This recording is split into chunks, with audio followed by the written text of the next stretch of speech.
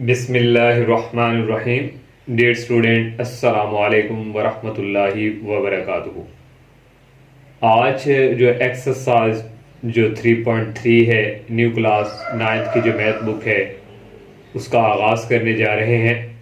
Exercise start करने से पहले जो हमारे पास इसकी थ्योरी है, बेसिक जो इंट्रोडक्शन है, कंसेप्ट है, उसके ऊपर पहले डिस्कस करते हैं। तो सबसे पहले हमारे पास जो आ जाता है बाइनरी रिलेशन। रिलेशन स्टूडेंट जो है वो किसी दो चीज़ों के दरमियान जो है उसको हम कहते हैं, दो चीज़ों के बिटवीन जो है वो एक रिलेशन है। तो जैसे मैंने यहाँ पे बताया हुआ, उसी को हम बाइनरी रिलेशन भी कहते हैं।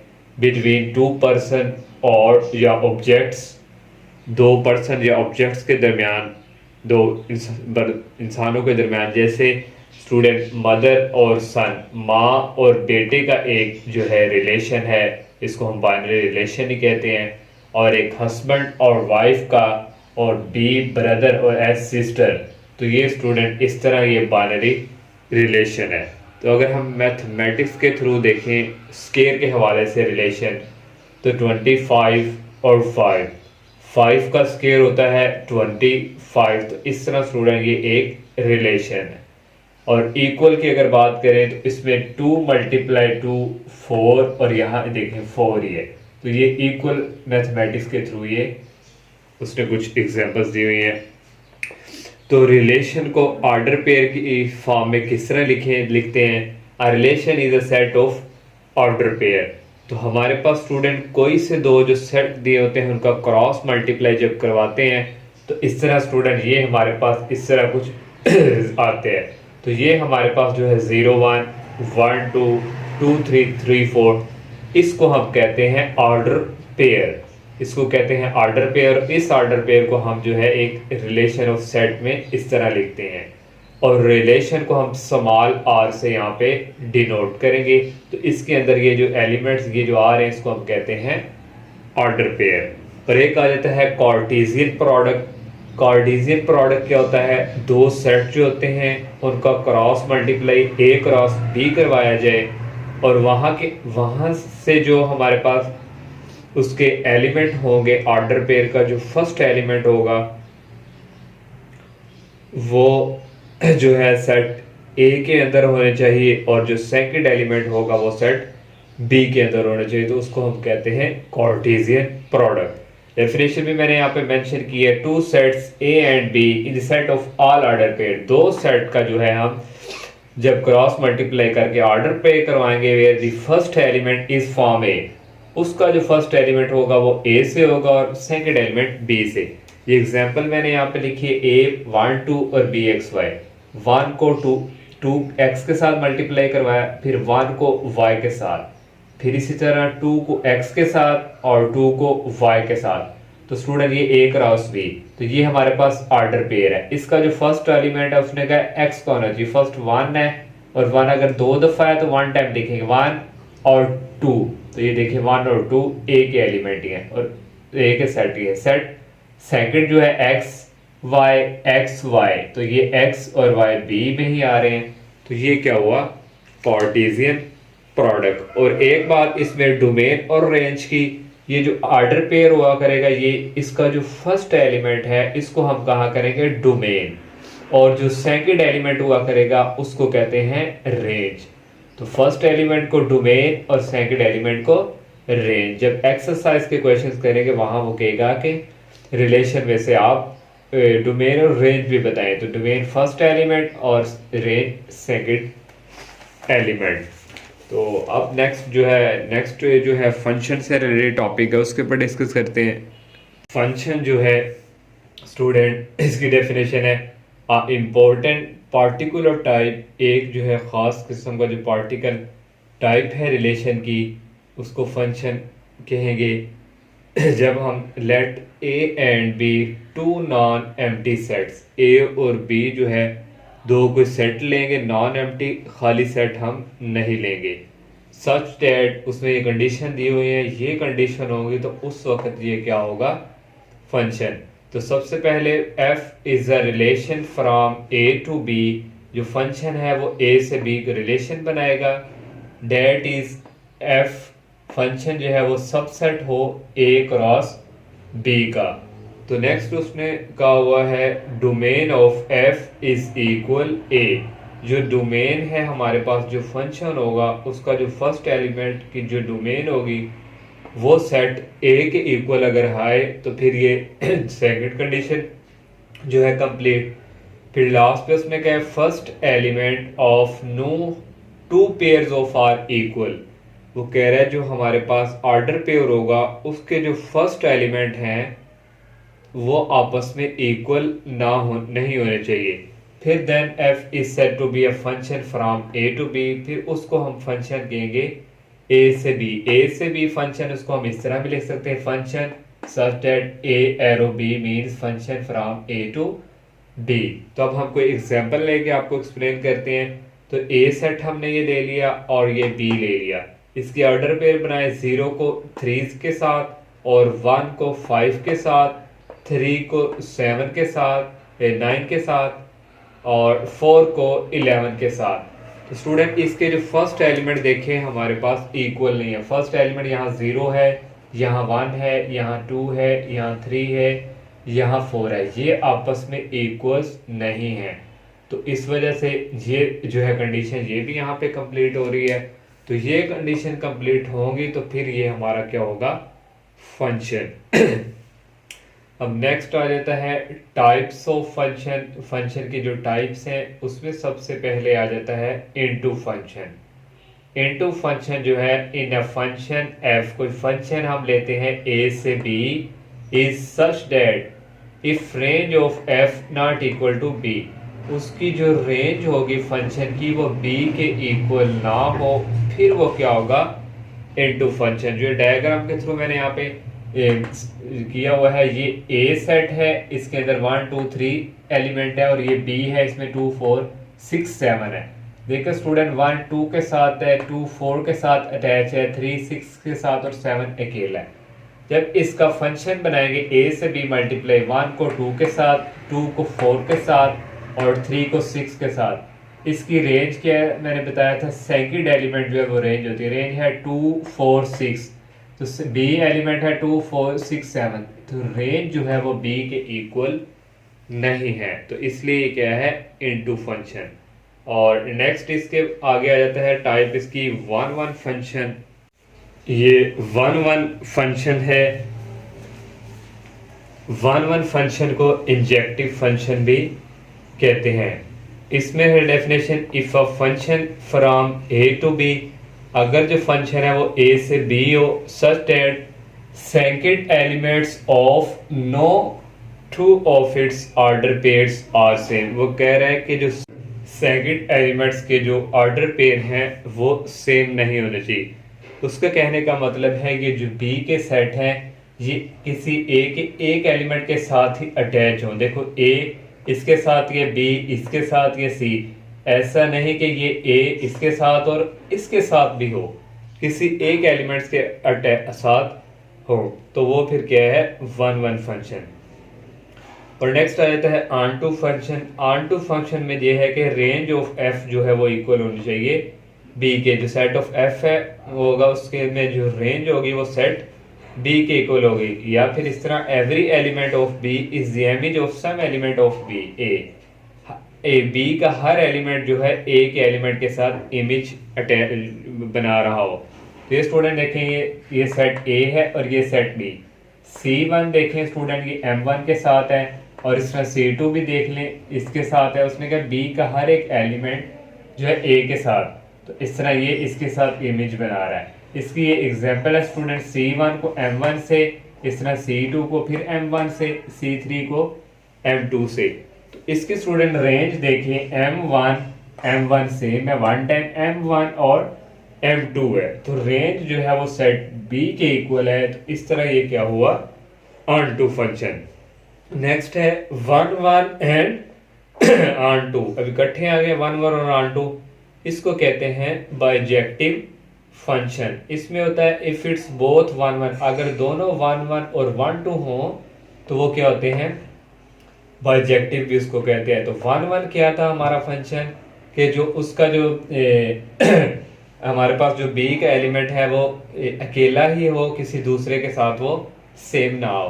और वन ऑन टू फंक्शन क्या था कि रेंज ऑफ एफ इक्वल हो बी के। तो ये स्टूडेंट एग्जांपल देखे हमने, ये ए को इसके साथ उसने किया हुआ है, बी को एक्स के साथ और सी को वाई के साथ। जब इसका हमने फंक्शन बनाया, ए को जी के साथ मल्टीप्लाई, बी को करवाया एक्स के साथ और जी को वाई के साथ, सी को, तो इसकी जो रेंज पहले चेक करें, जी एक्स वाई तो सेट बी में है, तो ऑन टू की कंडीशन कंप्लीट।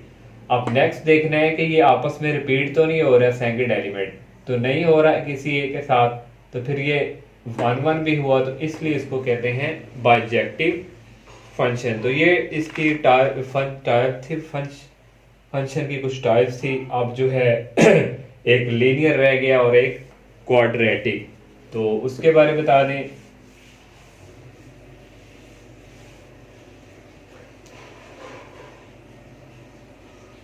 क्या है तो इसके बारे में बता दें स्टूडेंट। लीनियर जो फंक्शन होगा y इज इक्वल, इसको हम f ऑफ x के भी इक्वल रख सकते हैं, is equal x plus one. Linear function में जो ये वेरिएबल्स होगा इसकी पावर 1 होगी, तो वो हमारे पास क्या होगा, लीनियर। तो अगर क्वाड्रेटिक की बात करें तो y is equal to F of X भी कह सकते हैं। इसमें जो है X square plus 2x plus one, इसमें जो है x की ज्यादा से ज्यादा पावर 2 होगी, तो वो क्या होगा, क्वाड्रेटिक। देखें इस फंक्शन में हमारे पास इसकी मैक्सिमम पावर कितनी है, 2 है, तो ये हमारे पास हो गया क्वाड्रेटिक फंक्शन। तो ये था इसका बेसिक कंसेप्ट। अब जो है एक्सरसाइज की तरफ मूव करते हैं। एक्सरसाइज 3.3 का जो फर्स्ट क्वेश्चन है, if a is equal 1 2 3 4 find the following relation in a। वो कह रहे हैं इसका रिलेशन जो है इस a के साथ ही फाइंड करना है। और नेक्स्ट उसमें क्या हुआ है, find the domain and range of each relation. Her relation की डोमेन और रेंज भी फाइंड करनी है। इसके कुछ पार्ट हैं। फर्स्ट पार्ट उसने कहा हुआ है x Y such that Y is equal X, Y जो है वो एक्स के इक्वल होना चाहिए। इसकी का हमने जो है रिलेशन फाइंड करना है और डोमेन और रेंज। तो ए हमें सेट गिवन दिया हुआ है, ए के साथ ही हमने क्रॉस करवाना है, रिलेशन फाइंड फिर ही होगा। ये ए 2 दफा लिख लिया। अब ए को ए के साथ क्रॉस करवाएंगे, 1 को 1 के साथ मल्टीप्लाई, ये देखें, फिर 1 को 2 के साथ, फिर 1 को 3 के साथ, फिर 1 को 4 के साथ। इस तरह 2 को 1 के साथ, 2 को 2 के साथ, 2 को 3 के साथ, फिर 2 को इस 4 के साथ। अब 3 की बारी है, 3 को 1 के साथ, 3 को 2 के साथ, फिर 3 को 3 के साथ, फिर 3 को 4 के साथ। इस तरह 4 को 1 के साथ, 4 को 2, 4 3 4 4, ये हमने क्रॉस करवा दिया ए का। अब इसमें से हमने रिलेशन जो है वो फाइंड करना है। उसने कहा वो फर्स्ट में y इक्वल हो x के, तो ये जो स्टूडेंट फर्स्ट एलिमेंट है इसको x कहेंगे और इसको y, इसी तरह x और ये y, तो ये दोनों इक्वल होने चाहिए। यहाँ 1 और 1 x और y इक्वल है, ये ले लिया। ये इक्वल नहीं है, ये भी इक्वल नहीं है, ये इक्वल है 2 2, ये ले लिया। और इस तरह 3 3 इक्वल है और लास्ट पे 4 4 इक्वल है। तो ये समझे x और ये y, ये हमने इसका रिलेशन फाइंड कर लिया। अब इसकी डोमेन फाइंड करनी है, डोमेन ऑफ R1 यहाँ से ही फर्स्ट एलिमेंट को हम कहते हैं डोमेन। यहाँ 1 है, 2 है, 3 है और 4, ये डोमेन। और रेंज जो है सेकंड एलिमेंट होता है, 1 सेकंड एलिमेंट, ये 2 है सेकंड, 3 है 4, इसके भी 1 2 3 4, ये हमने इसकी रेंज भी फाइंड कर ली। अब सेकंड पार्ट जो है उसने कहा X Y such that Y plus X, दोनों को ऐड करें और आंसर आना चाहिए 5, तो वो रिलेशन हमने लेना है। तो ये एक दफ़ा ही हमने मल्टीप्लाई करवा देना है, फिर R2 फाइंड करना है। तो 1 1 को ऐड करें तो 2 बनता है, तो हमने लेना है दोनों को ऐड करें 5 आए। इस तरह 1/4, 1 और 4 को ऐड करें तो 5 होता है, ये हो गया। इसके अलावा 2 और 3 को ऐड करें 5 बनता है, ये ले लिया। 3 और 2 को ऐड करें, ये ले लिया। और एक लास्ट ये 4 और 1 को ऐड करें 5 4 ले ली। इसका हमने ये रिलेशन बना लिया। इसकी भी डोमेन फाइंड करनी है, डोमेन फर्स्ट एलिमेंट 1 2 3 4 ये लिख लिया। रेंज जो है वो सेकंड एलिमेंट है 4 3 2 1, तो मैंने ये लिख दिया। इसको 1 2 3 4 भी आप लिख सकते हैं। अब जो इसका नेक्स्ट पार्ट है वो करते हैं। थर्ड पार्ट है x Y such that x plus y less than 5। उसने कहा है कि एक्स और वाई को ऐड करो और आंख जो है वो 5 से छोटा आना चाहिए। तो इसको मैंने रेस नहीं किया स्टूडेंट, हर एक के लिए यही रहेगा ए क्रॉस ए। तो रिलेशन अब R3 थर्ड पार्ट है तो 3। तो यहाँ से स्टूडेंट 1 और 1 को ऐड करें तो ये 2 आता है और ये 5 से लेस है। एक ये ले लिया, 1 और 2 को ऐड करें 3 है तो ये भी 5 से लेस है, इसको ले लिया। 1 और 3 को ऐड करें तो ये 4 है तो इसको लिख लिया। ये पहला x होता है, दूसरा y। अब 1 और 4 को ऐड करें 5 आता है, लेकिन हमने 5 से छोटे लेने हैं। और 2 और 1 को ऐड किया 3 आ गया, एक ये भी ले लिया और एक 3 1। तो ये हमने रिलेशन जो है फाइंड कर लिया। इसी रिलेशन में से डोमेन फाइंड करनी है। डोमेन फर्स्ट एलिमेंट होता है, पहला वहाँ भी 1 है, यहाँ भी 1 है, यहाँ भी 1 है। 1 रिपीट हो रहा हो तो डोमेन में जस्ट 1 टाइम लिखते हैं, एक आ जाएगा और इसके अलावा 2 है डोमेन में और एक 3 आ गया। और इस तरह रेंज जो इसकी है सेकंड एलिमेंट 1 2 और 3, यहाँ भी 1 2 3 सेम है तो 1 टाइम 1 2 3। 4 पार्ट है student x Y such that x plus Y दोनों को ऐड करें तो ग्रेटर देन 5 आए, 5 से बड़े आने चाहिए। तो इसमें हमने रिलेशन में से लिए 2 और 4 6 आ रहे, 5 से बड़ा है। और इस तरह 3 और 4 और इस तरह 3 और 3 ले लिया और 4 2 4 3 4 4। ये हमने R4 पार्ट का रिलेशन। इसी में से डोमेन आएगा फर्स्ट एलिमेंट 2 3, ये 3 एक टाइम में लिखा जाएगा 4 2 3 4 और रेंज आ जाएगी 4 3 और 2। इस तरह स्टूडेंट ये 1 क्वेश्चन जो है ये कंप्लीट हो गया।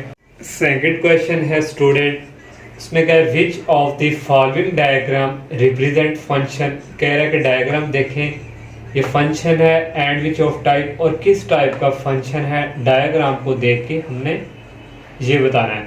फर्स्ट पार्ट है स्टूडेंट, उसने ये डायग्राम दे दिए हैं। तो ये हमारे पास स्टूडेंट देखें, ये 1 जो है इसके साथ भी अटैच है और ये 1 जो है इस B के साथ और 2 C के साथ 3D। जब हमने इसके ऑर्डर पेयर बनाए 1 को A के साथ फिर 1 को B के साथ 2 को C के साथ, देखो स्टूडेंट यहाँ 2 डायरेक्शन आ रही हैं, C की तरफ फिर C2 की तरफ। इस तरह ये भी 2 डायरेक्शन आ रही हैं। तो यहाँ भी 1 रिपीट हो रहा है और यहाँ भी। तो अगर ऐसा मुमकिन हो तो फिर वो फंक्शन होता ही नहीं है। और दूसरी बात, इन दोनों एरो की डायरेक्शन यहाँ भी जा रही है और इस तरफ भी आ रही है, तो यहाँ भी कन्फ्यूजन है। इसलिए स्टूडेंट ये हमारा फंक्शन नहीं है, तो यहाँ पे लिख दिया कि नॉट अ फंक्शन। अब सेकंड पार्ट जो है देखिए, इसकी डायरेक्शन 1 की A के साथ है, 2 की B के साथ है, 3 की C के साथ। ये स्टूडेंट 1 1 फंक्शन है और ऑन टू फंक्शन है। इसको हम कहते हैं बाइजेक्टिव फंक्शन। तो ऑन टू में क्या था कि रेंज ऑफ f जो है वो इक्वल आए d के। जब आप इसकी रेंज फाइंड करेंगे तो इसी के इक्वल आएगी, तो इसलिए इसको हमने कह दिया क्या है, बाइजेक्टिव फंक्शन। ये थर्ड पार्ट भी सेम इसकी तरह ही है, ये भी बाइजेक्टिव फंक्शन हुआ। और जो 4 पार्ट है इसकी स्टूडेंट, ये L के साथ इसके साथ और ये एक बच गया इनटू फंक्शन। इनटू फंक्शन की डेफिनेशन थी कि रेंज ऑफ f जो है वो b के इक्वल नहीं होनी चाहिए। इसकी रेंज एक स्किप हो गया, तो समझो ये जब हम इसकी रेंज निकालेंगे वो ये सेट ये b है, b सेट के इक्वल नहीं आएगी। तो लेकिन एक कन्फ्यूजन है, यहाँ उसने एरो नहीं शो किए हुए। इनटू फंक्शन उस वक्त हो सकता है, हमने लिख दिया इफ विल एरो, अगर यहाँ पे एरो होते मे भी बुक वाले से मिस्टेक होगी, उसने एरो शो ना किए हो। अगर एरो है तो फिर ये कौन सा फंक्शन है, इनटू फंक्शन है। अगर आपने कोई बेसिक कंसेप्ट अगर आपने पढ़ा है into function type of function, तो आपको इजीली आप बता सकते हैं कि ये कौन सा फंक्शन है, किस टाइप का है। अब नेक्स्ट क्वेश्चन करते हैं। थर्ड क्वेश्चन है, इफ g(x) फंक्शन गिवन दिया हुआ है 3x + 2 एंड h फंक्शन दिया हुआ है x² + 1, देन फाइंड 6 पार्ट है। फर्स्ट पार्ट है g × 0, ये फाइंड करना है। तो ये हमने g(x) का जो फंक्शन है ये लिखा। अब स्टूडेंट ये हमारे पास जो है सब x की वैल्यू है, तो हम यहाँ पे पुट करेंगे x = 0। जहाँ x है वहाँ 0 x है, इसकी जगह आ गया 0 = 3, ये x है, इसकी जगह आ गया 0 + 2 3 को 0 से मल्टीप्लाई करें 0 आता है और 0 प्लस 2 इज इक्वल 2। ये हमने फर्स्ट पार्ट फाइंड कर लिया। सेकंड है g इंटू माइनस 3, ये अगेन g ऑफ x वाला फंक्शन लिखा और x की जगह पुट करेंगे, यहाँ क्या है -3, तो इसकी जगह आ जाएगा -3, ये x की जगह पुट हो गया -3 प्लस 2, 3 को 3 से मल्टीप्लाई किया -9 प्लस 2, -9 प्लस 2 होता है -7। थर्ड पार्ट है जी टी 2 और 3, अब x की जगह पुट करेंगे 2/3, तो मैंने यहाँ पे डायरेक्ट ये पुट किया, ये x की जगह आ गया 2/3, ये 3 ऐसे ही x की जगह 2/3 पुट कर दिए प्लस 2, ये 3 इस 3 से कटिंग हो गया, ओनली रह गया 2 प्लस 2 डेट इज 4।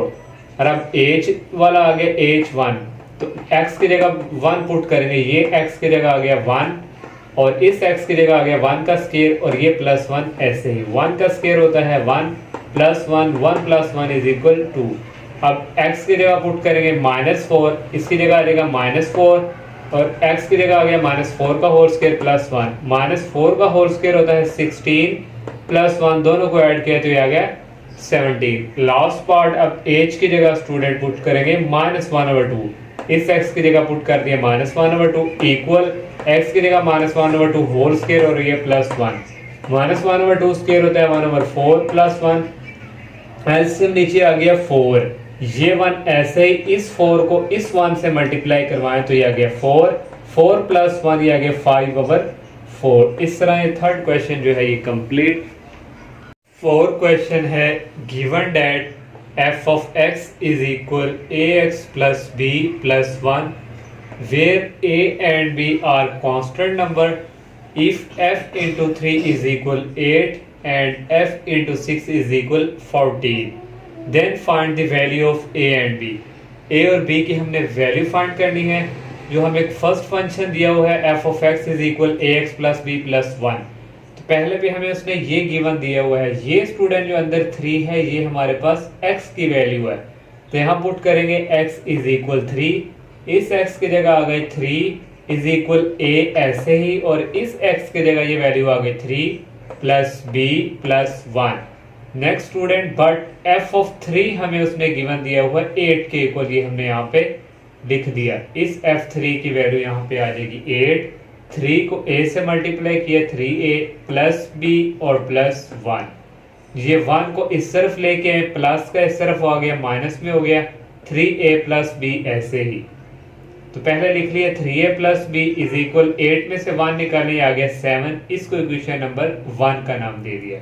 अगेन हमने वही फंक्शन ये वाला लिखा और अब स्टूडेंट ये वाला गिवन दिया हुआ है, अब x की जगह ये 6 वाली वैल्यू पुट करेंगे, पुट x इज इक्वल 6, इस x की जगह आ गया 6 इज इक्वल ये a ऐसे ही, इस x की जगह आ गया 6 plus b plus 1, but f of 6 हमें उसने दिया हुआ है 14 और अब f of 6 की जगह आ गया ये 14 और इक्वल आ गया 6 को a से मल्टीप्लाई करें आ गया 6 से प्लस b प्लस 1, ये 1 प्लस का इस तरफ आके हो जाएगा माइनस में और ये 6a प्लस b ऐसे ही, 6a प्लस b को पहले लिख लिया 14 माइनस 1 इक्वल आ गया 13, ये इक्वेशन नंबर 2 हो गई। अब दोनों इक्वेशन को सॉल्व करके a और b की वैल्यू फाइंड करेंगे, हम सब्ट्रैक्ट माइनस कराएंगे फ्रॉम 1 एंड 2 इक्वेशन को, फ्रॉम 1 वाली इक्वेशन पहले लिख ली और ये नीचे 2 वाली लिख ली।